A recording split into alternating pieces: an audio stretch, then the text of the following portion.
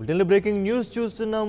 ఎప్పటి నుంచో ఎదురు చూస్తున్నటువంటి టీడీపీ నుంచి బుట్టా రేణుక వైసీపీలో చేరారు. ఉదయం నుంచి వార్తలు వస్తున్నాయి. అయితే ఈ వార్తలకు సంబంధించి ఒక సందిగ్ధత నెలకొంది. ఈ నేపథ్యంలోనే వైసీపీలోకి బుట్టా రేణుక చేరారు. వైసీపీలో వైఎస్ జగన్ కండువా కప్పి బుట్టా రేణుకను ఆహ్వానించారు.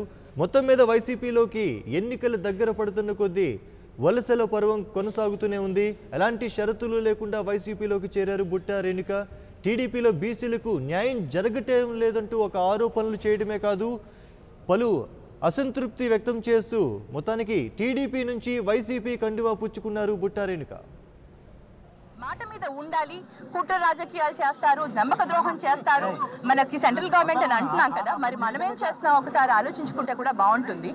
ఐఎమ్ నాట్ సేయింగ్ నాకు ఇవ్వలేదు, ఫైన్, మీరందరూ కూడా గమనించుంటారు.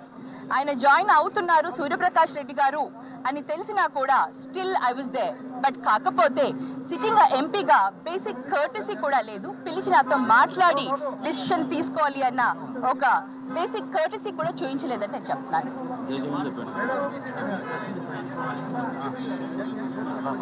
పాడన్